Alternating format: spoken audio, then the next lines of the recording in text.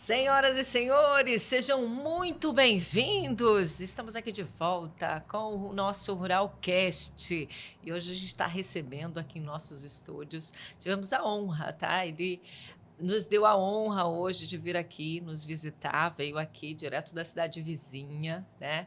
E para estar nos prestigiando hoje aqui no estúdio, uma história que, como a gente hoje, né, teve um tempinho aqui para a gente conversar antes, uma história que a gente já disse aqui, já deixa um legado de verdade aqui na história dos cacoalenses, na história do rondoniense. Temos a honra de receber aqui hoje senhor Wilson Marcon, que é ali da Casa da Uva. Com certeza, você não conhecia, de repente, aí o seu Wilson, mas, de repente, você já passou lá, já tomou um suquinho de uva, né? Já viu lá aquela casa linda. E, olha, falando em suco de uva, gente, ó, já está aqui, já experimentei e ele está aqui. Seja muito bem-vindo ao Ruralcast. Obrigado. Para mim também é uma honra poder fazer parte, estar aqui com vocês, pelo convite, aceitar o convite de vocês, que é honroso realmente, que talvez ajude a explicar para quem está em casa, nós ouvindo, e hoje as redes sociais aí não só vai para o Brasil, para o mundo todo, né? Você sabe disso? E cada um de nós temos um legado, temos uma história. Cada um tem um pouco para ensinar, a gente aprende muito. Eu mesmo confesso que eu aprendo muito com os outros. Difícil é criar, mais se copia do que se cria, né? Mas olha, engraçado o senhor falar, né, com relação a essa questão do aprender. E para a gente aqui hoje, né, tivemos, como eu comentei aqui, a honra de já começar esse assunto antes, né, que foi muito bom conhecer um pouco mais já dessa história e passar, né, porque a gente sempre fala muito aqui, né, como que às vezes a nossa história pode motivar de verdade alguém, né? E aqui hoje a gente falando direto do agro e as suas histórias, com certeza, eu sei que vai contribuir aí com muita gente que está, como a gente fala aqui, né, nessa lida, né? Porque empreender no agro aqui em Rondônia, né, com essa nossa... O tempo, né, a intempérie do tempo que a gente tem não é nada fácil, né? E você resolveu trabalhar em Rondônia com uva, sendo que a gente estava falando aqui antes, né? O mito é de que uva dá só no frio. E como é que você fala isso? Realmente, como eu falei vocês antes, né? A uva...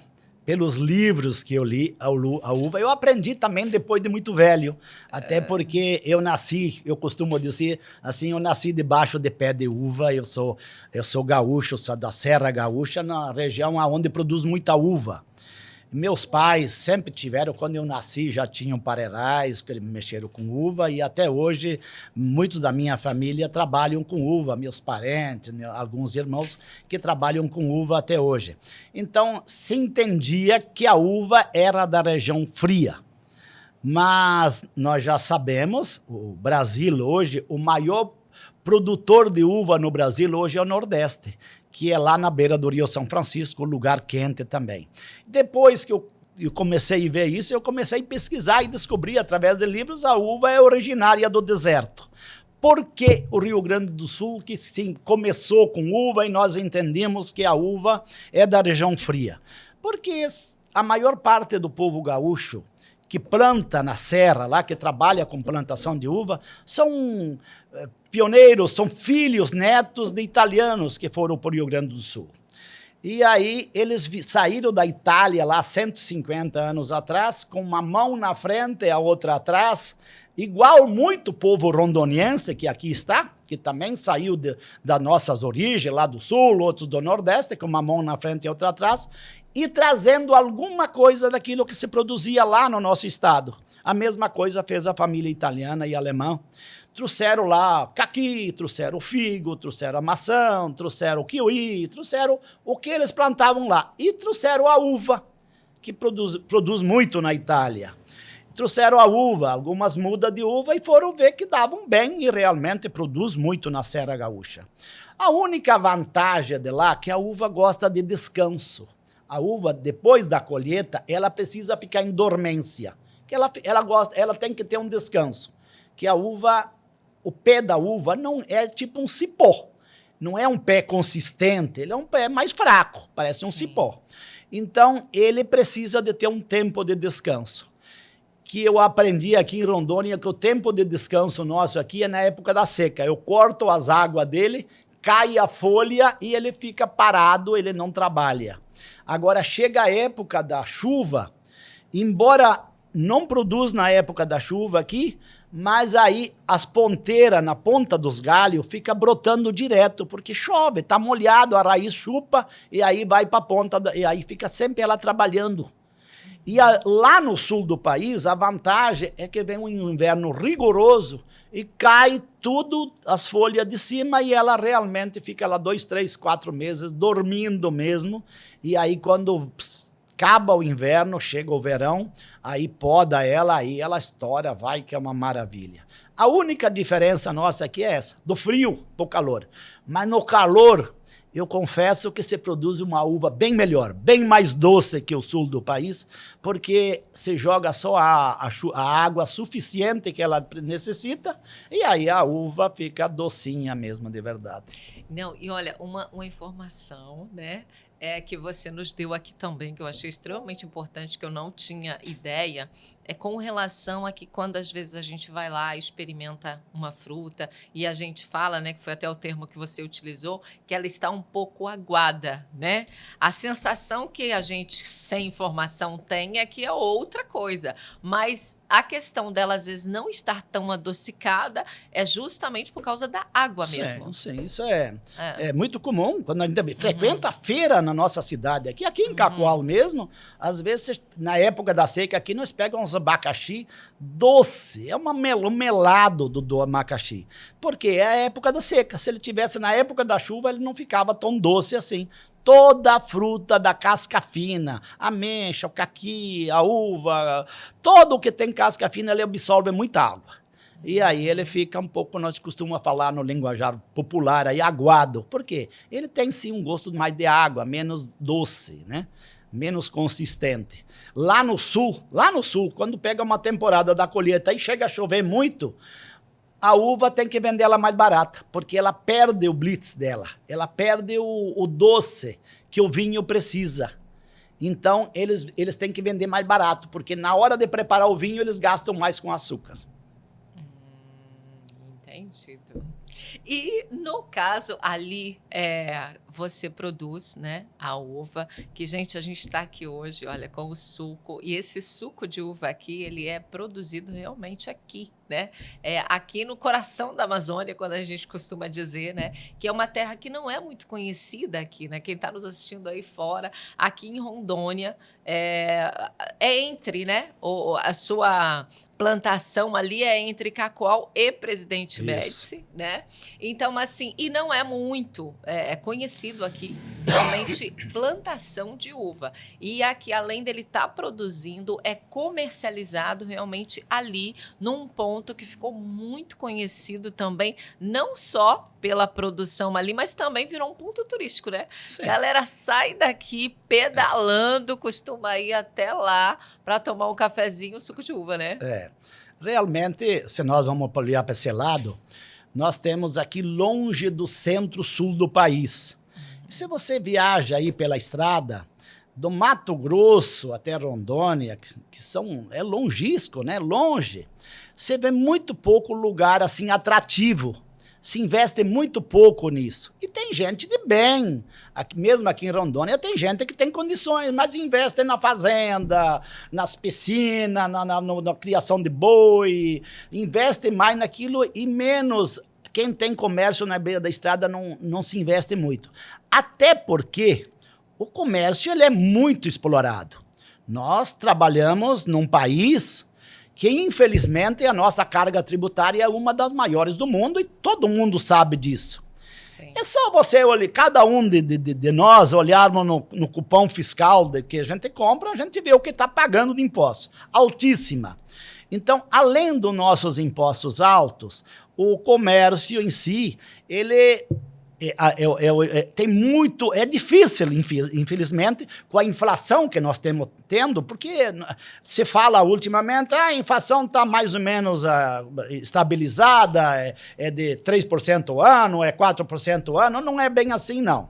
Porque na matemática do governo eu não entendo o que dá isso aí. Porque o vendedor que vende produto para nós lá, bolacha, doce, eu tenho lá do sul do país, eu gosto de comprar muito doces do sul do país, como eu compro lá de Minas, que é uma região muito rica de Minas, eu compro lá do Nordeste, eu quero ter um pouco de tudo o que o Brasil produz, porque aqui Rondônia é cheio de gente de tudo que é lado do Brasil. Aqui tem gente nordestina, tem do centro-sul do Brasil, tem do sul do Brasil, enfim, tem todas as origens que procura aquilo que eles gostam de comer. Então eu tenho que ter um pouco de tudo aí na Casa da Uva. E aí, quando a gente traz a nossa logística para chegar aqui é cara, porque tudo é caro, e a gente vê um vendedor que vem nos visitar, ele diz assim, aproveita porque está subindo 8%. O mês que vem, aqui de 2 meses, está subindo mais 10%. Eu sei que durante o ano, se a gente vai somar o que sobe, é igual conta de energia. Ela sobe 30%, 40%, o nosso dinheiro está sendo desvalorizado. Então, o que eu quero dizer com isso? Difícil empreender num país que nós vivemos. Nós temos que trabalhar em dobro. Cada ano que se passa, trabalhar umas horas a mais por ano, por dia, para poder manter o que a gente tem e conseguir empreender, mas muito pouco. Porque está um desafio para empreender. Porque nós precisávamos empreender mais. Quando tu fala lá da Casa da Uva, que tem muito atrativo, muita gente vai lá, eu entendo que falta muita coisa ainda. Mas para conseguir do próprio negócio, daquilo que a gente produz ali, da venda, porque da venda se tira pagamento de funcionário, encarga tributária, encarga trabalhista, energia altíssima, em suma, um mundo de coisa que vem. O que a gente sobra é muito pouco para empreender, que eu acho que nós merecemos muito mais. O povo de Rondônia, que é longe de praia, nós estamos longe de praia aqui. Aqui, quando você vai em praia, lá em Santa Catarina ou no Nordeste, mais de 3.000 quilômetros. Então, nós aqui somos carentes de muita coisa aqui. Então, precisaríamos ter mais opções. Eu entendo que a Casa da Uva precisa muito.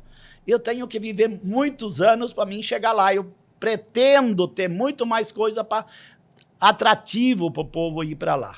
Mas é uma coisa muito devagar, porque, infelizmente, é aquilo que eu acabei de falar. Empreender nesse país que nós temos é complicado. E a gente tem que trabalhar muito para isso. Mas a Casa da Uva já está aí firme já há quantos anos? Já está em torno de 18 anos que a Casa da Uva está... O prédio da Casa da Uva em si está lá funcionando, né? Que antes, eu contei essa história para você em off antes, né? Antes disso, eu fiz um experimento lá com goiaba, com uva, com outras frutas, e eu vendia na beira da estrada numa barraca, que era assim que começou a história da Casa da Uva, e eu vendo que dava certo, aí eu me obriguei a construir, ter um aparato melhor, onde tivesse um banheiro bom, onde tivesse um pouco de tudo, né? E ali, no caso, você produz, né? Igual você estava comentando, você iniciou uma plantação de goiaba, né? Que, por sinal, impressionante, né? Sim. Você conseguiu atender o estado inteiro, né? Era quantos quilos que você conseguia colher ali no início? Ali, por semana, nós colhíamos mais de 20.000 quilos por semana. 20.000 quilos de goiaba por semana, com 1,5 alqueire de goiaba. Era mais ou menos isso que nós tínhamos lá, que eu tinha comprado no início aqui no Estrela de Rondônia, né? 1,5 alqueire de goiaba. Produz muito. O nosso estado, quando se fala assim, é uma terra desconhecida, onde pouco se sabe o que pode produzir. Eu me lembro quando eu cheguei a Cacoal, aqui há 38 anos atrás, que eu cheguei em Cacoal, eu via muitos capixaba, alemão, aqui, que tem aqui até hoje, que produzia café e cacau. E produzia muito. Sim. E era o que a gente via falar. O restante empreendia em gado, começou a desmatar e entrar e ter gado. E hoje Graças a Deus, hoje o estado de Rondônia é um dos maiores produtores, né, bovinos do Brasil, pecuária, né? Se despontou, cada vez mais se aperfeiçoando, vendo aí confinamentos grandes, empreendendo de fato, veio aí frigoríficos modernos, abatendo lá 3, 4 mil cabeças de gado ao dia, coisa que não se vê lá no sul do país, onde é um estado já antigo, não se vê isso. Mas quando se fala de pequenas propriedades, onde se produz um pouco de tudo, porque lá no sul, onde eu nasci, são pequenas propriedades. O cara, quando tem muito lá, é uma colônia de terra, que é 10 alqueires. E quando tem uma colônia de terra, ele aproveita metade porque é montanha, pedra, é difícil. Sim. Mas lá o cara planta de tudo, planta uva, planta maçã, planta caqui, planta um pouco de tudo. Sempre tem alguma coisa que está em alta e ganha dinheiro. E o povo nosso aqui veio para criar gado. Os pequenos tiram um leitinho de manhã cedo e dá uma olhadinha e depois vão para a rede. E o grande vai empreendendo mais, ele bota um vaqueiro e cuida até de 1000 cabeças de gado, uma pessoa só. E a pequena propriedade, lá no sul mesmo, que virou como a agroindústria, a pequena propriedade necessita, quando ela planta alguma coisa, ela precisa de muita mão de obra. Porque quem planta, como eu lá planto, eu preciso de muita gente. Porque não é só a praga que sai, que você tem que segurar limpo. Mas você tem que desbastar, você tem que podar, você tem que tratar. Em suma, é um mundo de coisa que você faz, que nunca acaba. E para isso necessita de muita mão de obra. Então, eu me lembro sempre, eu vou voltar atrás, eu comecei a comprar minhas primeiras terras lá no município de Presidente Médici, há uns quase 30 anos atrás. Era de um senhor aqui de Cacoal, que eu comprei o primeiro lote lá, depois foi emendando, e eu cheguei a ter 1.200 cabeças de gado, e eu tinha um vaqueiro só, em cima de 300 alqueires de terra. Era só uma pessoa que eu cuidava. Tinha uma temporada lá, que era 1 mês, 2 do ano, que eu pegava mais gente para poder limpar, passar veneno ou roçar. Senão, era uma pessoa só que cuidava. Então, hoje eu pego lá 2, 3 alqueires de terra, eu preciso de 10, 12 pessoas. Então, o que eu quero dizer com isso? A pequena propriedade, se ela for bem manejada e trabalhar na técnica, além de ter rentabilidade, ela dá muito emprego para o campo. Não deixa o dono da terra, os vizinhos sair, os filhos sair, trabalhar na cidade, morar nas favelas, às vezes, porque não tem condições. Então, eles começam a trabalhar ali no campo. E ali não pagam aluguel, ali não pagam energia elétrica, porque tudo é mais em conta. Criam galinha, criam os porcos e ficam ali e dá emprego. Eu entendo que o governo federal mesmo, o governo do estado e o municipal devia se juntar e ajudar mais o pequeno produtor, aquele que produz. Porque se ele produz e ele mantém o povo no campo, ele dá muita renda. Porque tudo que vem para o mercado brasileiro hoje, mesmo que venha de fora do país, que às vezes você tem frutas que vêm de fora do país, mas ela é produzida na roça, não é dentro da cidade. É poucos países que se vê que tem um campo vasto como o Brasil, que tem o território é muito grande e se produz de tudo. Então, aqui em Rondônia, se produz de tudo. Aqui, pouca gente ainda viu que aqui se produz de tudo. Hoje, você vê o café em alta. O preço está em alta, o povo está plantando muito café e ganhando muito dinheiro. Às vezes, um alqueire de café, eles vendem a safra, eles ganham mais do que o valor da terra. E não estão se percebendo que o negócio está tão bom assim.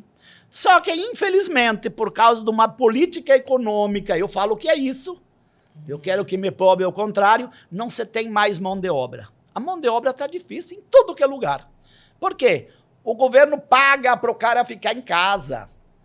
O governo paga. Se o cara não tem lá muitas condições, ele vai lá, ganha auxílio moradia, auxílio não sei o quê, auxílio alimentação, ganha cesta básica não sei do quê.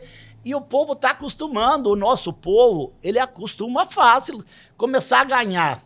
Se você tiver um vizinho, uma vizinha que ele tem necessidade e você começa a ajudar uma vez, 2, e você começa a dar todos os meses, a hora que você cortar ele, você perde até o vizinho e vira teu inimigo. E assim é o povo brasileiro. Então ele acostuma mamar nas tetas do governo, que é o povo, é o nós que pagamos isso. Sim. E aí começa a faltar mão de obra, porque lá na Casa da Uva, e não é diferente que o comércio daqui, não. O povo vem lá, muita gente, eu boto nas redes sociais ou nos meios de comunicações que eu preciso lá de um caseiro, que eu preciso de pessoas para trabalhar na lanchonete ou para fazer suco. Sim. E aí aparece muita gente. Mas eles dizem o seguinte, só que eu não posso me registrar. Mais da metade do que aparece lá fala isso, que não pode registrar. E aí a gente procura saber porque eles ganham um auxílio do governo. Não sei de que forma, é de um filho, é de não sei do que, eles ganham auxílio do governo. E aí não querem perder o auxílio, eles não querem se registrar. Então, é muito difícil. Está faltando mão de obra. Se nós tivéssemos uma mão de obra mais farta, com certeza a gente produzia mais também. E nós produzindo, porque tudo que se come hoje, o povo na cidade, né? A gente vê os mercados sempre lotados, vem da roça. E aí o dinheiro fica no município, porque ele é produzido aí. E além do mais, dá emprego também, né? Emprego e renda e mais impostos. Mas eu vejo muito pouco se fazer em cima do pequeno agricultor. É verdade. Não, isso realmente... E essa dor que você colocou não é só vinda do agro, né? Infelizmente, mão de obra, ela está realmente escassa. A mão de obra é muito escassa. Tem que ser feito alguma política pública para isso, Sim. Alguma coisa, porque eu acho algo que tem tá que ser, intensificando, tem que né? se ajudar sim. Tem que ir lá, comprar a vara para o cara pescar, mas depois que ele começar a pescar, que ele aprendeu a pescar, dá a vara para ele e deixa ele se virar. Porque se eu continuo tendo o cara lá pagando para ele não fazer nada, ele nunca mais vai querer trabalhar. Depois que até eu acho que se eu acostumasse sem trabalhar, eu acho que eu não queria mais voltar ao trabalho. Mas pelo que eu conheci aqui, eu não acredito não. Mas infelizmente é assim, as coisas funcionam dessa forma. Mas olha, eu quero conhecer um pouco mais ainda, né, dessa questão da Casa da Uva.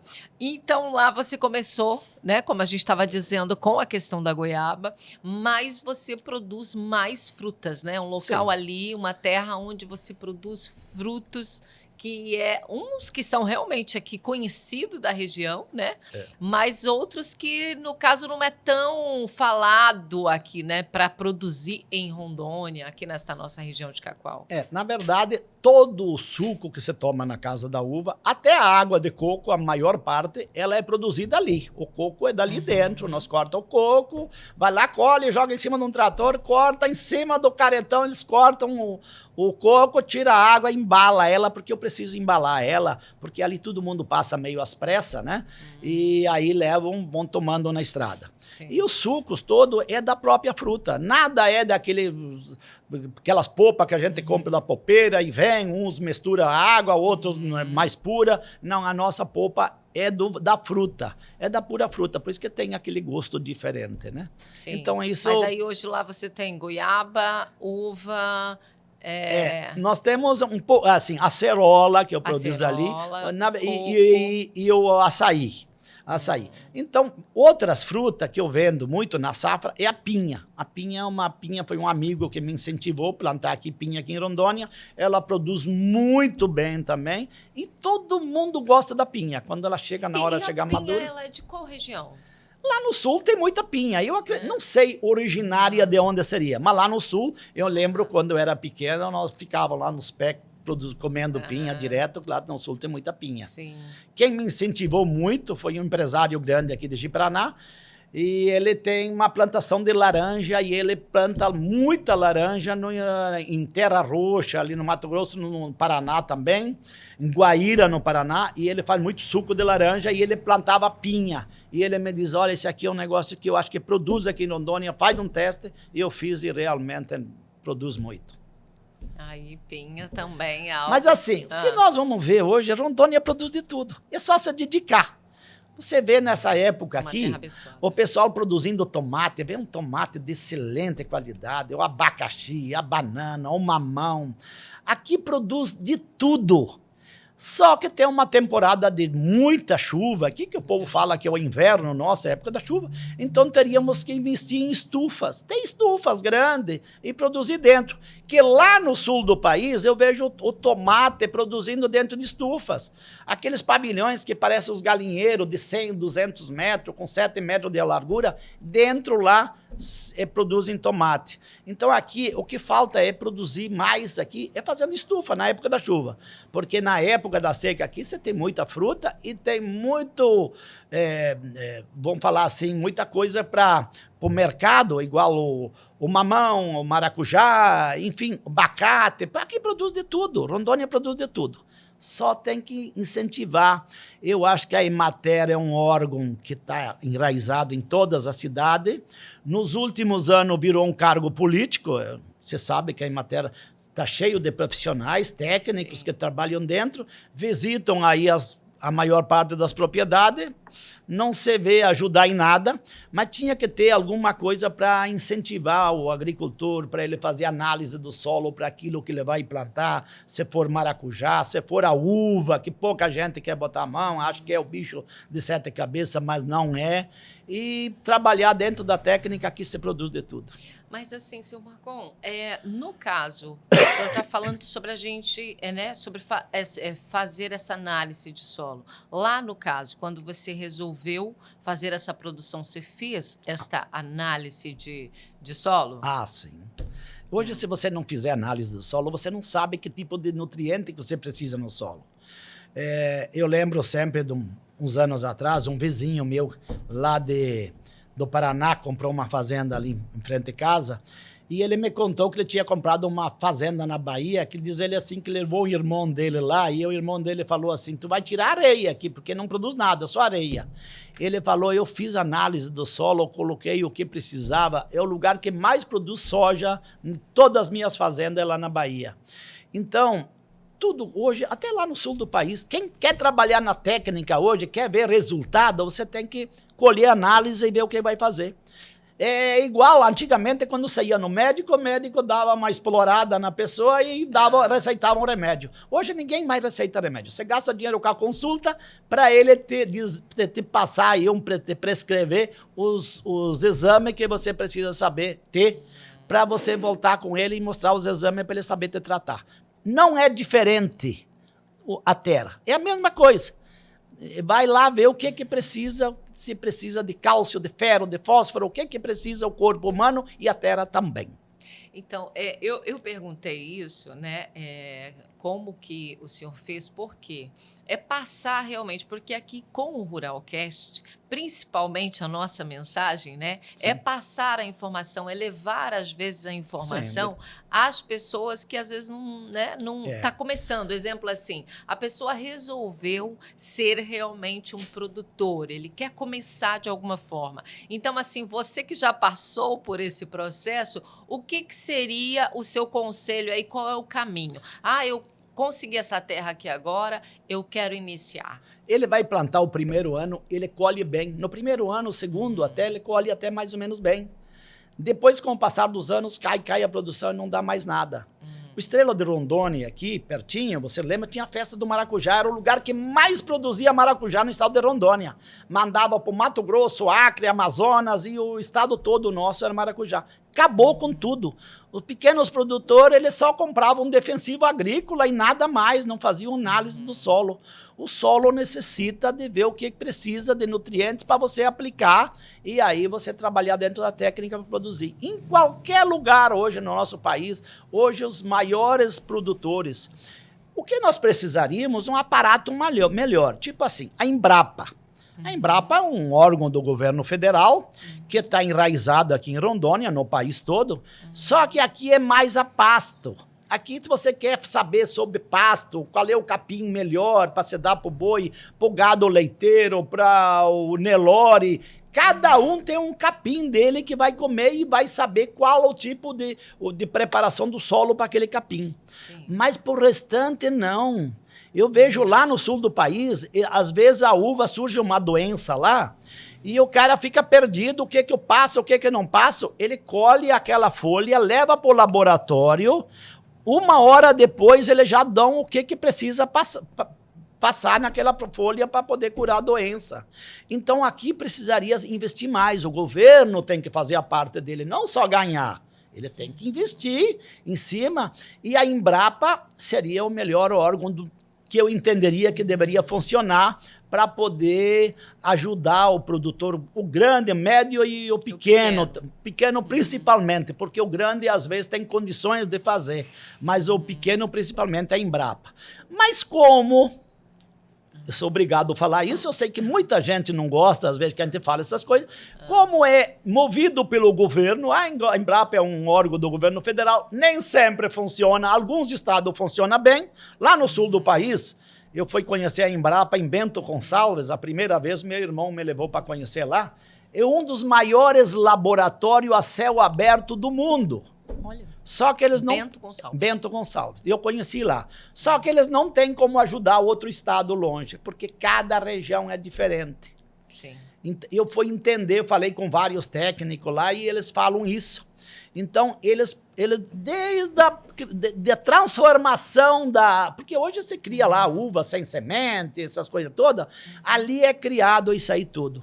E nós aqui somos muito pobres. Tu já viu se aqui em Rondônia tivesse um laboratório, alguma coisa para vir ajudar o pequeno produtor? Mas como é política, às vezes não interessa o produtor pequeno, interessa só para um, dois grandes, só porque é criadores grandes de gado. Infelizmente, nós temos disso. É tão fato, é tão real isso, que os bancos, nos últimos anos, ou desde que me lembro, a gente vê que chega no fim do ano, vem os balanços do banco, os maiores, o que mais tem lucro são os bancos. Itaú, Bradesco, mostra lá o quanto. O Banco do Estado, o Banco do Brasil quebra. O Banco do Estado fecha as portas, como aconteceu com Rondônia. Por quê? Ele é administrado por político.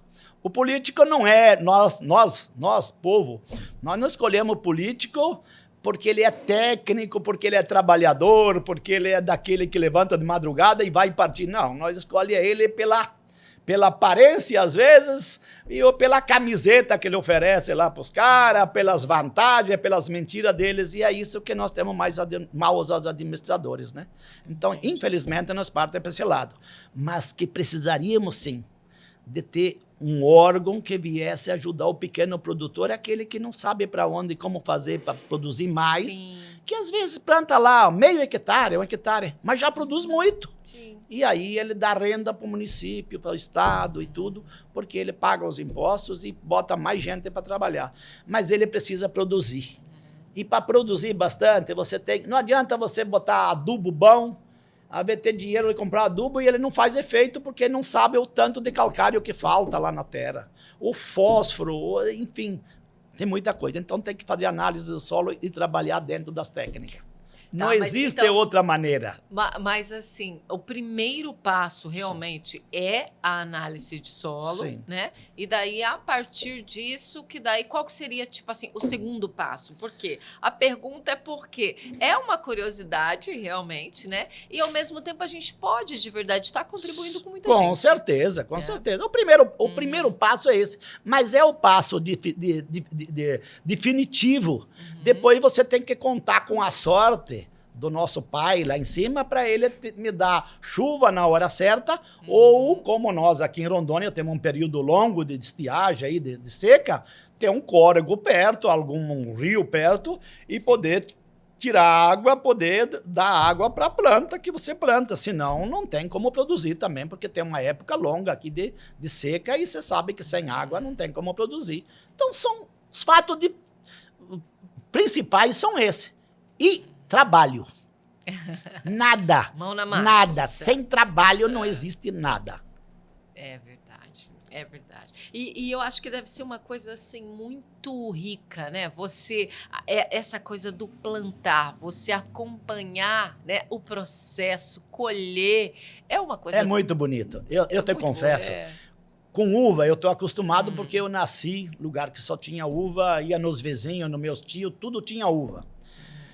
E aí, eu planto uva aqui, eu estou acostumado, estou acompanhando o dia a dia, e eu estava hoje mesmo debaixo da pareira lá, olho, tem uns lugares que já com os cachos grandes, médio, eu já sei o dia que eu vou colher, porque Rondônia tem mais isso. Lá no sul do país, por ser frio, você poda a pareira, ela demora quase 6 meses para produzir. para estar pronta a uva depois da poda. Aqui é 100 dias. 100 dias. Sabe por quê? Porque é muito quente. E como é quente, você joga água suficiente no pé, ela sai muito rápido, porque é quente. O frio, ele segura muito a plantação. Então tem isso. 100 dias. É muito rápido. Mas quando a uva começa a aparecer, descer aqueles cachos para baixo, aquilo me deixa fascinado. Eu fico debaixo dos pés de uva, eu me sinto tão bem. Eu me sinto assim, não porque eu me sinto em casa, porque é minha. Não, parece que eu estou no céu. É uma coisa muito bonita, né? Me fascina. E aquilo é que me faz eu trabalhar mais ainda para mim não deixar de produzir. Que maravilha, que coisa linda isso, né? Porque realmente, né, quando a gente faz uma coisa com a paixão, com o coração, sim, né, é diferente, é diferente. Mas assim, queria conhecer também um pouquinho mais sobre você. Eu fiquei impressionada porque, assim, hoje, produtor, né, um produtor conhecido aqui, mas a sua história começou há um tempo atrás, vindo para Rondônia, né, que esse sotaque não tem como negar, veio lá do sul. Mas, assim, começou essa tua história, você era vendedor. Sim. Eu vim para Rondônia. Eu costumo dizer assim, jogo com toda franqueza, eu sou um analfabeto da vida, que eu fiz 3ª série primária, mal sei ler e escrever e sabia trabalhar. Meu pai me educou para trabalhar. Eu brinco muito com meus funcionários e amigos que lá vão. Às vezes eles me dizem assim, tu fez uns trabalhos lá, tu viu lá no YouTube? Não, eu não sei mexer nisso, eu sou que nem trator, só sei trabalhar. Eu brinco muito sobre isso.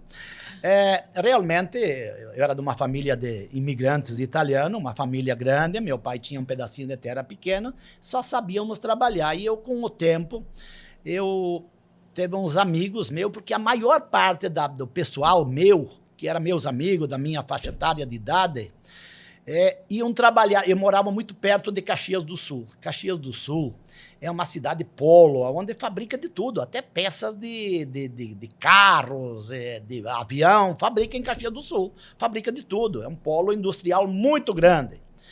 E aí, a maior parte dos meus amigos se aposentaram na Randon, na Grale, na Frasle, na Marco Polo. Foram para a cidade grande e foram trabalhar ali, todo mundo se aperfeiçoou e foram. E eu decidi de fazer diferente. Um amigo me convidou para trabalhar com vendas e eu trabalhei um tempo lá na região. E depois meu patrão, que foi meu amigo, meu professor, ele veio para Mato Grosso. E ele se instalou em Rondonópolis e eu via que os vendedores amigos que veio para Rondonópolis ganhavam bem mais que eu lá. Não porque trabalhava mais, trabalhavam menos que eu, mas porque era um lugar novo, onde o pessoal necessitava mais da mercadoria. E eu digo, não, é para lá que eu vou, eu preciso também ganhar mais. Todo mundo nós almeja mais. Alguns não, mas para trabalhar, almeja ganhar mais. Aí eu vim para Rondonópolis e fiquei 2 anos em Rondonópolis. Foi muito bom, uma experiência muito boa. Conhecer o Mato Grosso também é um lugar formidável, né? Mato Grosso é uma cidade, um estado assim que eu digo assim, Deus fez para pouca gente. Tem lugares assim, plano, quilômetros e quilômetros que senta avião em qualquer lugar, né? Então, é uma beleza. E as cidades também imigrada para muito sulista que planta soja, um pessoal de lá do sul. E aí, logo em seguida, veio uns vendedores para Rondônia, mas estavam abrindo o estado aqui. E eu comecei a entender lá no Mato Grosso que eu via muito ônibus quando eu ia almoçar ou jantar, ônibus que parava que fora do ponto, era muita gente do Paraná, pela empresa Cascavel, que paravam na churrascaria onde eu comia, e eu via que vinham para pegar terra em Rondônia e eu ficava fascinado. Nossa, mas por quê? Aí os caras, não, só tem índio lá, a terra tudo, o governo começou a cortar e doar para os produtores, cobrava, eu acho que era uma parcela muito pequena, e muita gente veio para cá pegar lotes e terra. E eu vim atrás disso também, não para pegar terra, eu não tinha ser mal, eu nasci em cima de terra minúscula, pouca terra, e eu não tinha muita paixão para isso, não. Mas era um lugar novo, e eu digo novo, lá também falta muita coisa. Eu vim para cá sofrer junto com muita gente aqui. Cheguei aqui em Rondônia com uma mão na frente e a outra atrás, como uma grande parte da parcela do povo. Ano?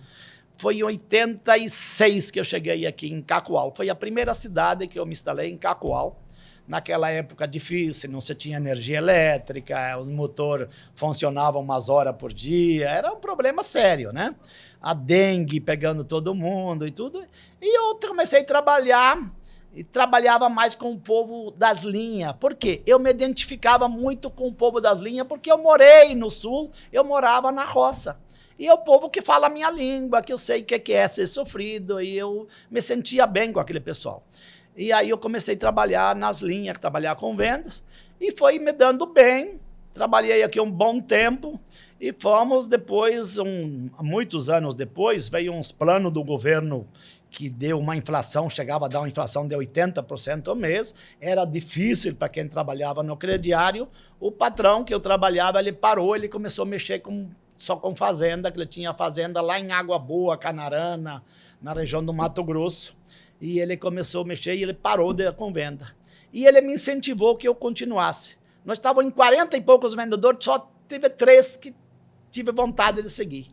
E eu comecei a trabalhar por conta, fui para São Paulo, eu fui nas feiras para mim descobrir o que era melhor para trabalhar ainda do que eu tinha para vender. E aí eu fui e montei uma empresa aqui em Cacoal, aqui dentro aqui eu tinha lá 12, 13 vendedores, ganhei meu dinheiro, comprei casas aqui em Cacoal, que foi muito bom, é a cidade que eu gosto, o comércio que eu gasto, meu dinheiro é aqui em Cacoal, porque é o lugar que eu fiz mais amizade. Mas, com o longo do tempo, eu comecei a adquirir terras em Presidente Médici. E nessa época você trabalhava com vendas, mas você vendia o quê que você livros. teve? Eu era livreiro. Mas mesmo com essa questão que você montou essa equipe de venda, todo esse processo era Sim, tudo porque livros. veio o plano, naquela época, veio aquele plano, o livro. Quando tu vende de porta em porta, difícil, para você ganhar dinheiro, vender muito, porque toda a margem de lucro sempre é pouca. Sim. Então, você tem que vender muito. E para vender muito, se vendesse à vista, você vende para pouca gente, porque pouca gente está com dinheiro na mão te esperando para te comprar. Então, nós vendíamos muito no prazo, no crediário. Porque a gente chegava na casa dos... Na agricultura, quando você passa nas linhas para vender, é difícil achar um cara que é mal pagador na linha. Que é um cara mais sofrido, ele é mais direito, aí eu gostava de trabalhar com esse povo. E aí eu vendia para professores das linhas, só trabalhava com professores aqui. Eu trabalhava com livro didático. Naquela época, o professor aqui era... A pessoa vinha para Rondônia no início, morava na linha, ele tinha a 3ª ou 4ª série primária, sabia bem ler e escrever, ele seria de professor já. Depois, com o tempo, ele começava a fazer cursinho e começou a se adequar para poder se aperfeiçoar mais, para ser melhor. Mas, senão, no início era assim, os professores tudo leigo. Então, eles precisavam de ter livros para eles poderem fazer planos de aula, para eles se atualizar, porque ninguém nasceu sabendo. E era o livro. Hoje, com a internet que veio aí, hoje um aparelho de celular, você descobre tudo que precisa. Mas naquela época, o livro. O próprio médico, ele precisava do livro. O advogado, todo o profissional que ia se formar, ele trabalhava em cima de livros. Então, eu vendia muito bem. E ganhei meu dinheirinho. E você ficou quantos anos trabalhando com essas vendas de livros? Eu fiquei em torno de uns 20 anos trabalhando com vendas aqui. Olha, E eu tenho alguns que vieram de lá do sul trabalhando comigo. Conheceu todos esses pioneiros? Eu conheço 52 municípios do estado de Rondônia, que não é tão grande. Quem conhece outros estados, aí você sabe que é muito pouco município. E eu andava nessas linhas todas praticamente. Eu conhecia a maior parte. Uau, até porque livros, você não vende várias vezes. Se você comprar um dicionário, você não vai comprar outro. Sim. O significado das palavras, por que outro? Sim. Então, assim, você vendia para um professor uma carga de livro que ele precisava e depois não tinha por que continuar vendendo para ele. É diferente que a roupa, né? Mas que engraçado, né? Mesmo com essa questão de você vender livros, mas você sempre estava assim com o pé mesmo com o pessoal do agro, né? Sim, sim. Porque é o que eu te falei. Eu nasci na roça e eu tinha uma infinidade muito... Eu sentia a mesma dor que eles, as mesmas diferenças que eles sentem, às vezes, uma seca, com chuva demais, com uma intempérie. Eu sentia, às vezes, a pessoa, quando ia conversar, eu perdi a safra porque deu uma doença na safra. E nossa, eu sofria junto com ele, porque eu sei o que é isso, eu passei por isso. Então, foi aonde eu tinha uma afinidade maior com esse pessoal. Mas é um povo que eu entendo perfeitamente, eu sei o que eles, com muito pouca coisa, eles são capazes de ser felizes também, né? Eles moram lá na roça e lá não tem esgoto, lá não tem água encanada. Tem porque eles pegam e puxam lá da mina ou do poço que eles têm, mas não tem esses confortos, tudo que você tem na cidade, né? Então, naquela época, era uns caminhão que era de pau de arara que entrava nas linhas, né? Era um poeirão. E eu sofria junto com eles, ia conhecendo e foi sentindo que a roça já era um meio de vida boa, porque naquela época já produzia muito café, muito cacau. Depois que tudo se assentou, aí começaram a vender as terras, alguns ir para frente, ir lá para o Acre, outros para o Amazonas, até para o Roraima foram muita gente, e venderam e foram formando fazendas. Essas linhas, acabou tudo, virou praticamente grandes propriedades, né? Sim. E você falando aí de desafios, né? E não tem como também deixar de te perguntar, que eu acredito que deve ter sido um dos seus grandes desafios, né? Nessa questão aí da Casa da Uva, foi quando aconteceu aquela questão com o seu parreiral, que a gente fala, né? De uva, por uma questão justamente de intempérie também, né? Do tempo, que foi, na verdade, um acidente, né? Na verdade, tudo é possível, né? Nos últimos anos agora eu aprendi mais que tudo tem que ter seguro.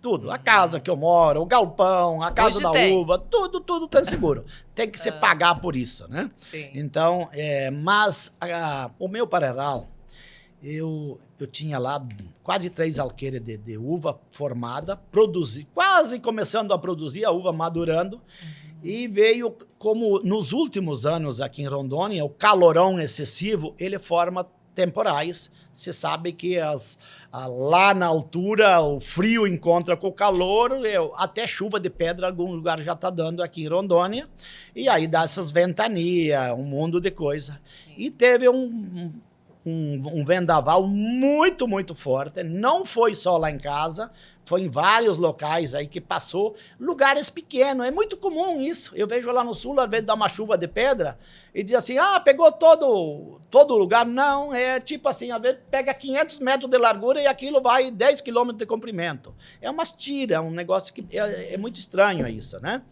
Então, deu aquele vendaval muito, muito forte, a pareira, vocês sabem o que é tipo um pergolado em cima de arame, e o arame é em cima de madeira. Sim. E aí aquele vendaval joga pro ar e baixa, sobe e desce, porque estava tudo formadinho e carregado. Deve ter saído fora algum das madeiras quando descia com a altura, que o vento muito forte, e aí rompeu os cordão. O cordão que nós fala é os mestres principal que segura do arame. Que o meu parreiral tem 780 bolas de arame, para quem sabe. Mas nos cantos. Eu já ia te oferecer um suquinho de uva aí para ficar. Estou tomando água agora. Nos cantos e no meio, os cordão principal tipo cabo de aço grosso. E rompeu uns deles. E aí, quando começou a romper, aí a pareira tudo caiu pro chão. Aquilo realmente um estrago muito grande. Um prejuízo enorme na época. Não a safra só em si. A safra eu perdi uma boa parte. Mas, assim, teve uma perca grande porque a estrutura pronta. Para levantá-la de pé. Só para as pessoas assim que estão nos ouvindo ter uma noção de como que era, assim, era uma estrutura de quanto por quanto? Ela tem 400 de comprimento por 230 de largura. Ela tem. É um lastro de arame assim formado, de 20 em 20 centímetros, passa um fio de arame, e de comprido dos 400 metros, ele seria cordão. Cordão que é tipo cabo de aço da grossura. Para poder segurar. E aí aconteceu, né? A estrutura ela veio, né? Ela desabou e aí a chuva ainda continuou. Continuou uns dias. E aí estragou muita mercadoria e eu precisava levantar ele. Aí eu me deparei que é diferente que um prédio quando cai, chega lá um guindastre, pega uma tesoura e bota em cima de novo. É muito diferente. É muito grande, muito largo, não tem maquinário, não dá para puxar, não tem como. É só manual. Aí eu fui pesquisar com outras pessoas que já aconteceu no Brasil e aí foi descobrir que era tudo manual. E eu vou te falar, eu consegui muita gente para trabalhar na época, que me ajudaram, porque eu tinha que arrumar muita madeira para escorar, para levantando. Porque não era chegar lá e levantar assim, não, era muito pesado. Estava carregado e muito arame. Então, você pegava lá 30, 40 pessoas, uma do lado da outra, e levantando aos pouquinhos, e escorando, e depois levantar mais um pouco, assim, sucessivamente, dias após dias. E eu tive a ajuda de amigos, porque além de muita gente que eu consegui para trabalhar, mas eu tive a ajuda de amigos daqui dentro de Cacoal, amigos que eu tenho, que eu não posso esquecer nunca, que fecharam as fazendas, levaram os peões para lá, foram com os carros deles, até a comida. Os peões não queriam que eu fizesse, eles mesmo levavam, e de graça, não queriam ser pagos. Então, pessoas que eu jamais vou esquecer. Quando você fala que hoje... Tem um lado solidário que é muito bonito, né? Quando se fala assim, a gente tem muito amigo que realmente tem que saber separar. Não são mais do que irmãos, né? Que eu tenho aqui eu estou longe da minha família, eu sou o único filho. Nós éramos 9 irmãos, que foi para longe de casa, sou o único. Mas eu aqui adquiri muitos amigos, tem amigos irmãos aqui que eu jamais vou conseguir pagar para eles o que fizeram comigo. Foi muito solidário, foram muito solidários. Pessoas que com certeza ganharam 10 vezes a mais aí, porque Deus é muito maior, né? Mas assim, tem me ajudado muito. E aí com muita gente que eu consegui pegar diária lá, eu consegui estruturar ela e levantar de novo, graças a Deus, e deu certo. Que legal. E esse processo entre o fato acontecido e até você se reestruturar isso novamente foi quanto tempo? Sim. Eu levantei provisoriamente para colher a safra. Lá que uma boa parte eu perdi, mas ficou mais de ano. E nunca mais fica perfeito igual a antes, porque daí começa a afrouxar muito, são muito esticador pesado que você tinha, então não fica mais perfeito. É uma estrutura que é igual um carro, um caminhão, quando bate e arrebenta tudo, não fica mais tão bom depois. Entendi. Mas é lá ainda toda a sua produção? Sim, é de lá ainda que estamos produzindo. Que maravilha. Mas que legal isso, né? Esse momento solidário, isso é uma coisa... Isso faz parte e é o que a gente vê que cada vez mais nós temos que acreditar nas pessoas.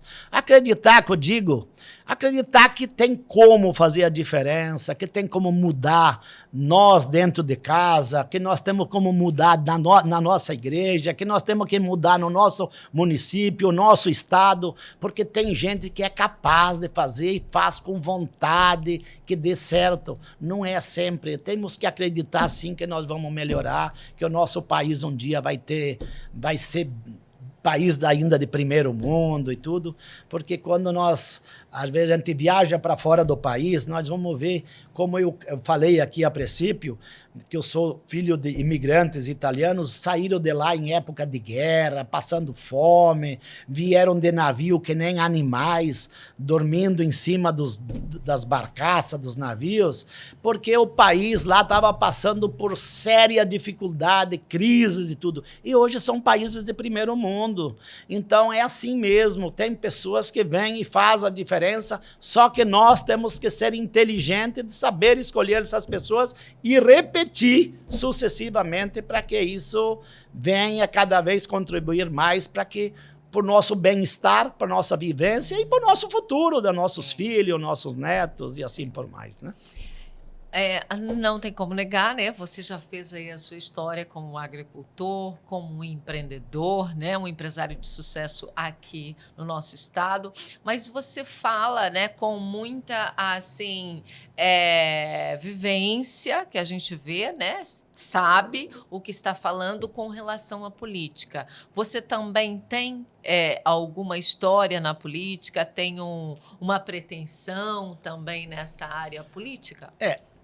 Eu acho que todos nós, brasileiros, deveríamos ter um pouco de paixão por política, porque a política, tudo que nós temos, tudo, até a água que nós bebemos aqui dentro, Politicamente, ela passa por isso. Sim. Então, Sim. através da política, tudo é definido, leis, enfim. Então, nós deveríamos saber mais sobre política e se integrar mais. Que aquela história que eu vejo, falar, próprios amigos meus falam assim, olha, quanto mais longe, melhor. Se eu pudesse não votar, melhor. Aí nós deixaríamos só para os interesseiros. Porque o nosso país partiu aí para uma história... Eu volto atrás ainda mais um pouco e vou te dizer assim, se você tem pretensão... Não, não tenho. O meu lugar é outro. Eu aprendi a trabalhar e fazer aquilo lá. Na política hoje, atual, nossa, não tem como trabalhar honestamente. Existem alguns prefeitos, alguns deputados, alguns senadores, alguns governadores que trabalham mais honesto. Existe, sim. Mas depois vem uma sucessão deles aí que arrebenta tudo o que o cara fez. Na política, infelizmente, tem um círculo vicioso que para vender para a prefeitura, para o Estado, alguém tem que ganhar o dobro daquilo que vende para mim. É muita gente. Eu acho que as coisas não mudam porque quem vota em leis são políticos. Agora, ultimamente, é o Supremo Tribunal Federal que manda no país, ninguém pode falar bobagem. E nós mesmo, eu tenho que ter muito cuidado, eu confesso, por falar, às vezes, muito, eu ter esse meu pensamento político de pensar assim, eu paguei caro já por isso. Eu estou até me segurando um pouco, porque senão eles me acabam. Hoje, o comerciante, o empresário, eu falo com toda a propriedade. A Câmara é essa aí que fala? Sim. Toda a propriedade.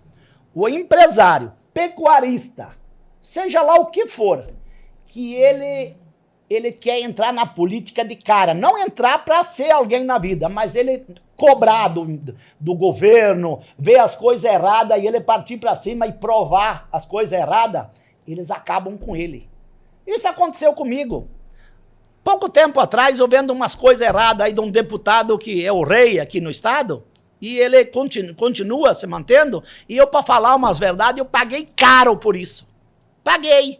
Porque não é só você mexer um pouco que você vai ver fiscalização que surge de todas as espécies. É SEDAM, é IBAMA, é IDARÃO, tudo vem para cima. Sempre tem alguma coisinha que não condiz, que você não fez proposital, mas não condiz com aquilo. A lei aqui é que você pode derrubar só 20%. Tem gente que derrubou 100%, 70%. O governo, na época, queria que derrubasse. Agora, se fizer funcionar a lei, você não pode ter mais do que 20% derrubado. Então, eles vêm e botam toda a pressão para cima, porque eles estão lá no poder. Quem trabalha no SEDAM, IBAMA, essas coisas, tudo é cargo político. E uns são indicados por deputados. E aí o deputado é daqui de Cacoal, que eu não estou querendo falar isso, né? Mas é daqui de Cacoal e alguém falou mal dele. Ele indicou um cara lá, ele disse o seguinte, não, vai lá e vê o que tem de errado lá. Às vezes não é que ele fez... Para ele poder produzir, ele tem que colher a água lá do córrego e mandar lá para poder cuidar uns meia dúzia de pé de maracujá. Mas não pode, tem que fazer projeto. Se fizer um poço, tem que fazer outorga. Eu vou confessar um negócio aqui. Se fosse outro, não falaria, mas eu não tenho papo na língua, eu tenho que falar. Eu tenho uns poços artesianos lá, que eu fiz na época, e eu nem sabia que existia outorga de poço. Nem sabia que tinha que ter leis para pagasse taxas para fazer poço. Porque se pagar aqui, você pode fazer tudo. Tudo. Até coisa errada você pode fazer, é só pagar. Assim funciona. Então, nós bebemos a água, os funcionários tudo bebem do poço artesiano, um pH com 7,3, uma água boa e tudo. Boa. Aí eu fui montar um galinheiro lá de Poedeira. Aí eu fui me deparar que eles foram lá e foram ver, fazer a análise da coisa. Eu disse, não, o teu poço não tem outorga, estou fazendo. Se alguém está preocupado e quiser ir lá, pode ver que eu já estou encaminhando o papel. Tem que fazer outorga e o pH, a água não está apta para as galinhas beber, não pode. Nós, o ser humano, que é aquele que cria, que trabalha, que é aquele que deveria preservar mais, ninguém exige de nós que tem que fazer análise para ver se tu não pode, senão tem que fechar o poço ou tratar ele. Para nós, não, mas para o bicho lá, sim. Então é para ver que os animais têm mais valor que o ser humano. É uma coisa, é complicado. Então, quando se fala em política, infelizmente, nós vivemos no meio da política. E não vai ser eu reclamando, falando só que vai mudar a história, não. Mas o povo brasileiro é muito covarde nesse ponto. Nós temos 220 milhões de brasileiros. Se 20 milhões parassem de produzir, aqueles que pudessem ficar em casa e tudo, para o Brasil. Ninguém mais come. Ninguém faz nada.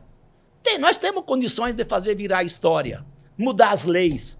Porque hoje é muito fácil. O governo, em vez de mandar dinheiro para a prefeitura de Cacoal e ver as necessidades, fazer o projeto e mandar o dinheiro direto para a prefeitura, para ela fazer asfalto, saneamento básico, educação, seja lá o que for, ela, em vez de fazer isso aí, não. O governo aprendeu que ele, para poder ter os parlamentares na mão, ele manda emenda parlamentar para o deputado. E assim acontece com tudo. Sim. Senadores. E aí o dinheiro chega pela metade, quando chega para nós, ele se perde para a estrada, todo mundo sabe disso. E aí o deputado se perpetua no poder. Porque ele tem as emendas, ele está fazendo propaganda do trabalho dele. Ah, quem é que conseguiu o ginásio de esporte? É o deputado não sei quem. Quem é que fez o asfalto? Não foi o deputado. O deputado nós votamos para ele ganha um salário altíssimo para estar lá para nós representar. Nós que votamos, nós tiramos. Mas ele vai lá, é ele que sobe no palanque, é ele que trouxe. E o dinheiro nosso, dos nossos impostos. E é ele que trouxe. Porque o governo dá aquilo, dá o dinheiro parlamentar. Que se tirar o dinheiro deles, desmamar, como diz o ditado popular, cai tudo por terra. Então tem muita coisa errada. Isso que é o mal do nosso país. O mal do nosso país é esse. É o dinheiro que vale, que está sempre na frente, o dinheiro... Nós estamos assistindo esse dia de camarote aí, o que acontece no nosso país. E não é diferente no nosso estado, não. Vem dando maus exemplos. Essa semana mesmo eu tive uma conversa com um do governo, que eu disse assim, não entendo por que no teu órgão tem tanto funcionário lá dentro. Eu vi assim, tem que ser direto, eu não gosto de cortar a curva. Eu era 2 anos que não entrava no Detran da minha cidade, de Presidente Médici. Era 2 anos que não entrava lá dentro. Sim. Presidente Médici é uma cidade pequena, todo mundo sabe disso. Sim. É um lugar onde se emplaca pouco carro, porque tem pouco carro, moto, muito pouca. Então, lá dentro é lugar para 3, 4 funcionários. Aí eu entrei lá dentro e eu vi uns 15, 18. E eu, como eu conheço ali todo mundo, sei a vida de quase todo mundo, eu vi que metade devia ser funcionário do Detran e nem metade. O restante era portariado de deputado, que ele coloca... o governo não dá mais portaria para o deputado, então ele dá cargos para ele. Você pode colocar uma X lá, então no Idarão deve estar cheio disso, no Detran tem isso, enfim, tudo isso. Aí eu falei com o secretário, que é irmão do governador, ele passou por lá, estava num evento aqui em Cacoal, e eu falei para ele, eu digo, se eu fizer isso na Casa da Uva, eu quebro. A Casa da Uva não suporta mais, eu tenho lá 17, 18 funcionários, se eu botar 25, eu quebro, não dá. Isso aqui é muito fácil de fazer, porque é o dinheiro do povo. Mas não esqueça que 2 anos atrás, nós tínhamos um imposto altíssimo, o ICMS, de 17%, passou por 21%. E é para financiar justamente essas coisas. Os gastos cada vez mais. Absurdo, porque não se vê tantas obras. É isso que eu não concordo. Eu sou contra esse tipo de coisa. Então, política é isso. É nós poder ter a liberdade num país democrático de poder cobrar e chegar num parlamentar, chegar no diretor do órgão e poder falar. E não ser cessado, como muita gente acontece, e como aconteceu comigo também. Porque a partir da hora que não me botem na cadeia, aconteceu em Brasília, mas venha lá e me corte as minhas pernas lá na Casa da Uva, não. Eu nunca vi falar que tem que pagar... Como é que chama quando vai construir? Tem que pagar para os engenheiros, é uma ordem dos engenheiros, como é que chama? Tem um órgão aí do governo, acho, federal. Esqueço o nome, muita gente que está em casa nós assistindo vai lembrar aí, tem um órgão que toda construção eles botam uma plaquinha lá, paga... Esqueço o nome agora, até chato falar isso, mas tem um nome que é um negócio de engenharia. E aí foram lá me cobraram, porque eu falei alguma coisa, foram lá e cobraram sobre a construção da uva. Eu digo assim, mas isso não é uma construção, não é? Mas foram lá e me ferraram, eu tive que pagar retroativo e aquilo paga por metro quadrado, eu tinha milhares de metros quadrados, custou os olhos da cara, por mim falar essas verdades. Infelizmente, nós não vivemos. É uma mentira dizer que o nosso país é democrático, que a gente pode falar, se expressar. Não é verdade, porque a gente paga por isso, nós sabemos disso. Entendi. Mas olha, diante, né, parabéns, né, de verdade por essa questão, porque como você falou, né, se cada vez mais brasileiros conseguissem, né, pegar essa responsabilidade para si, fazer essa espécie que a gente vê que é uma certa forma uma fiscalização, Sim, né, sim. para algo que é nosso, né, Sim.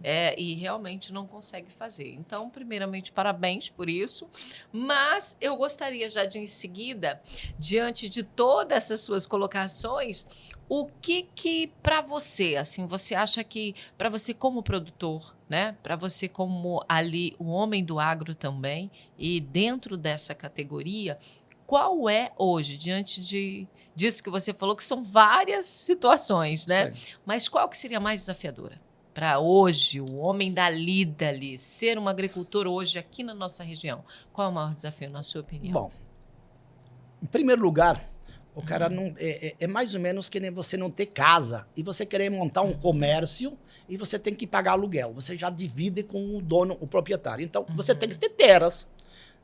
A pessoa, para empreender, para ele plantar alguma coisa, tem que ter terra. E é o que eu falei a princípio, você fazer, seja lá o que for, para plantar maracujá. Eu tenho uns amigos aqui na linha 10, na linha 9, na linha 8, plantando laranja. Há poucos anos atrás, as laranjas vinham de São Paulo. Vinha laranja de São Paulo, caminhões e caminhão fechado, chegava aqui baratinho. Hoje, laranja daqui você manda já para São Paulo. A laranja se exporta para o mundo todo. Vocês estão vendo aí a briga com os Estados Unidos, porque subiu os impostos, e aí o preço lá sobe também. Sim. Mas não deixam de tomar o suco de laranja, não deixam de comprar a laranja. Então, o que eu quero dizer com isso? É produzir.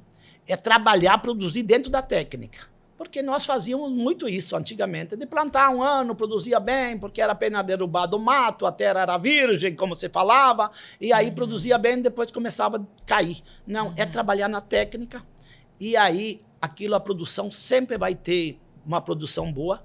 Nós temos aqui num estado que não tem geada, não se vê chuva de pedra, então quer dizer, nós somos beneficiados em dobro aí por Deus, por nós não ter essas intempéries, e trabalhar. Trabalho é acima de tudo. Não tem nada que não seja árduo, que você não tenha que levantar às vezes 5 da manhã e dormir 8, 9 horas da noite, se precisar tratar porque está lá com problema. Trabalho. Sem trabalho não existe nada que vai para frente. Isso tudo faz parte, é um conjunto, né? E aí, contar com a sorte da política do governo também, porque tem a política do governo, que nós estávamos falando antes, que às vezes quer que beneficie A ou B ou C lá e destrói um estado. Agora mesmo você vê, eu estou nas margens da BR, eu vejo isso, teve uma crise, aí o gado chegou aí um patamar bem acima de que isso, ganhava, vamos lá, 300 e pouco arroba, todo mundo ganhando dinheiro, empreendendo, investindo no estado, e aí deu uma decaída e você vê que lá fora, nos outros estados, ainda continua em alta não tão alto, mas um preço melhor. Mas, em compensação, você vê caretas e caretas aí daquelas de 2 andares carregadas de gado para levando para o Mato Grosso, para São Paulo, para fora do país. É umas políticas que não dá para entender direito. Mas nós precisávamos ter, igual antigamente, o governo tinha como é que chamava aquele órgão que o povo colhia o café, comprava arroz e levava lá e ele depositava no órgão do governo, que acabou aquilo tudo. O que era o órgão do governo que funcionava como... Toda a cidade tinha isso. Funcionava como um armazém? Um armazém que o governo controlava, que era o estoque que o governo tem, que ele faz isso com o trigo, com tantas coisas aí, que ele segura quando vê que começa a subir os preços. A Conab. Eu acho que foi extinta até. Eu não sei se foi extinta, mas aqui não existe mais. E aí, compra do agricultor num preço bom, para o agricultor ganhar dinheiro, e aí segura lá o estoque regulador. Quando começa a faltar, em vez de importar muito, vende o produto, o governo vende. Então, isso era muito bom. Isso era bom. São tipo de coisa que o governo... É isso que eu falo. O governo não... Nós botamos gente lá que não são administradores, são políticos. A verdade é essa. Então, na sua opinião, o maior desafio que enfrentamos hoje é uma questão de políticas públicas. Também. E o trabalho ser feito, é claro que tem muita gente que ainda não entende esse lado, que para saber o que precisa tem que fazer análise do solo para ver se compensa botar os nutrientes necessários para você saber que 2, 3 anos você vai produzir muito. E 2, 3 anos depois começa a enfraquecer a produção, vai lá e faz novamente. Porque aqui produz muita laranja, aqui produz muito limão, aqui produz muito maracujá. Esse interior de Cacoal que eu conheço bem, tem muita gente que leva para Rio Branco do Acre, para Porto Velho, caminhões e caminhões de mercadoria saindo e produzindo. Isso é um povo que trabalha. Isso é um outro país que eu costumo dizer, um povo que realmente quer fazer as coisas acontecer e faz acontecer. E, Marcon, realmente foi muito, muito, muito bom te receber aqui. E eu quero, agora que você, fazer aí 2 perguntas para você. Você falar para a gente com relação... Você já contou de tantos desafios que você passou, mas você tem uma jornada muito bonita, nesse estado, igual você comentou, desde 86. E eu queria que você compartilhasse para a gente o que dentro dessa jornada, dessa história que você já fez aqui em Rondônia, o que você assim coloca aí como um ponto alto? O que foi a sua maior conquista nesse percurso? E também você falar para a gente aí o que a gente pode esperar aí com relação à Casa da Uva, que você sempre vem inovando, Então, eu queria essas duas com relação à Casa da Uva, é um negócio que eu ia chegar lá te falar.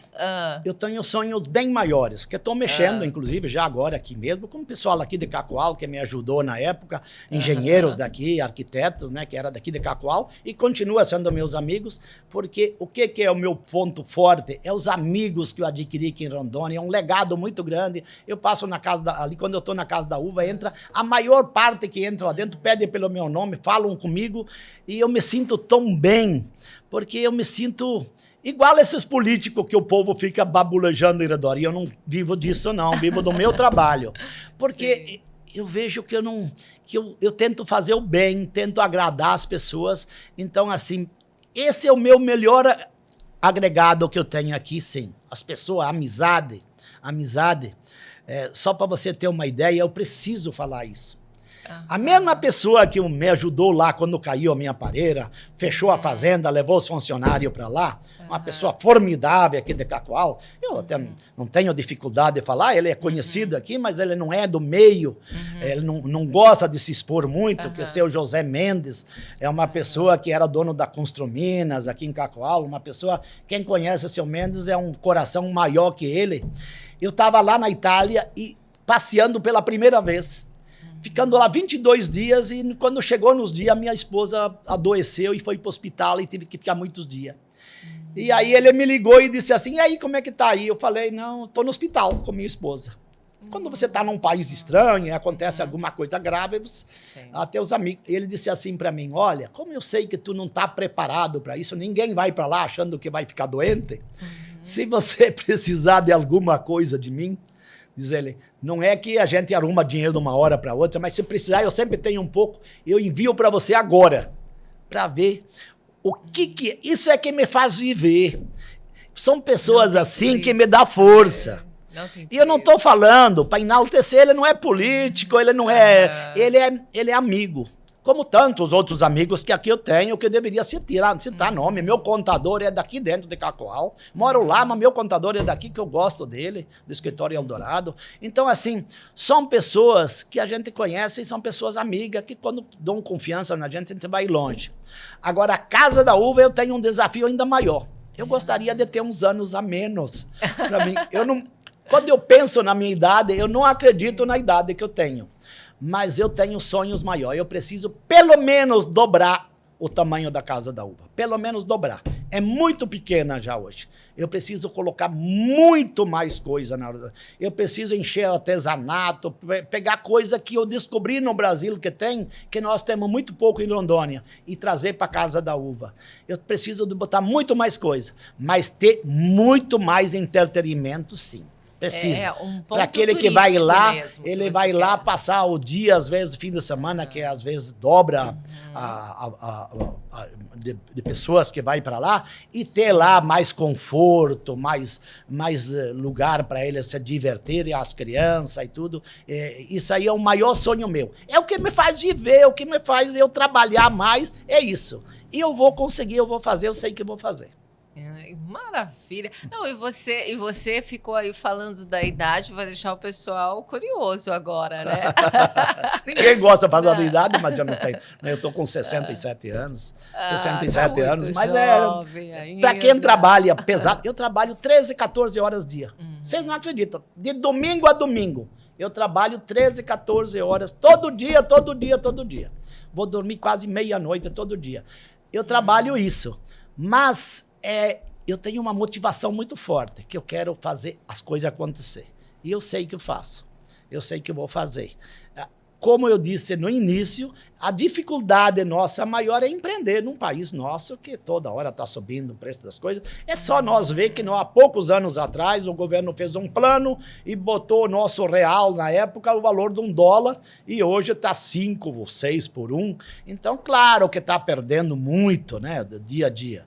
Mas difícil empreender, mas para quem é persistente, tem tudo para dar certo, e aqui é o país para nós viver o resto da vida, e os nossos filhos também. Ah, que maravilha. E olha, seu Marcão, de verdade, tá? Gratidão por ter nos atendido, ter, né, sido tão... Gente, ele veio de lá, né, para cá hoje, veio exclusivamente para gravar aqui nos nossos estúdios, então muito obrigada pela atenção. E também eu trouxe presente pra gente, tá? Depois a gente vai mostrar aí. Trouxe uva, o suco, um vinho. Então, assim, nos encheu de presentes aqui hoje também. Depois a gente vai mostrar para vocês. Vamos deixar todos os links aí, endereços, para vocês também visitar aí esse ponto turístico que nós temos aqui na nossa região, a Casa da Uva. Gratidão e parabéns pela história. Obrigado pela oportunidade, porque tem muita gente, eu costumo dizer assim, eu tenho uma gerente na Casa da Uva, ela era uma funcionária que estava ali trabalhando no início, fazia qualquer coisa, até limpeza. E ela começou a mostrar para que ela veio, e hoje ela é meu braço direito. Tem muita gente que está no nosso redor que só falta oportunidade para crescer, falta oportunidade. Que tem muita cabeça boa, tem muita gente com ideias boas, que faz a gente ir longe e eles vão junto. Então, nós temos que dar oportunidade para o nosso povo, para aquele que quer trabalhar, para aquele que quer fazer. E, na política, nós também temos que ter mais liberdade e poder opinar mais e cobrar. Nós não podemos ficar lá batendo palma apenas para um deputado, um prefeito, um vereador, que nós pagamos o salário dele, e olha lá, muito pago, porque ele não ganha só o salário. Ele ganha a diária, ele ganha um mundo de coisa. Nós não podemos ficar fazendo isso. Nós estamos lá para nos defender, para criar leis, para que o nosso povo, para progredir mais. Então, nós precisamos de tudo isso. Mas, para isso, nós temos que fazer a nossa parte. Diferente que aquele povo que fala assim, esperar que Deus faça. Deus faz tudo. Só que nós não é igual o cara que está lá de manhã cedo que vai tirar um leite da vaca dele e dizer, não, espero que Deus tire o leite. Não, Deus fez o homem para ele fazer a parte dele também. Tem que ir lá tirar o leitinho, moldar a vaca, que Deus vai fazer a vaca dar o leite, sim. Então nós temos tudo para dar certo. Só que falta vontade própria, e nós temos mais direito e brigar mais por nossos direitos. É assim que eu penso, mas é uma realidade. Tem muita gente que não gosta dessa história, mas vocês sabem quem são. Gente, tá aí, ó. Recado então tá dado. E esse foi mais um, gente, mais um Ruralcast com essa história incrível, né? Aqui de uma agricultura, um local que empreendeu no agro aqui na nossa região e deu muito certo. Tá aí a história e vamos conferir, né? Os próximos capítulos, vem aí a inovação da Casa da Uva e a gente espera contar isso aqui também. Gente, até a próxima semana. Gratidão a todos.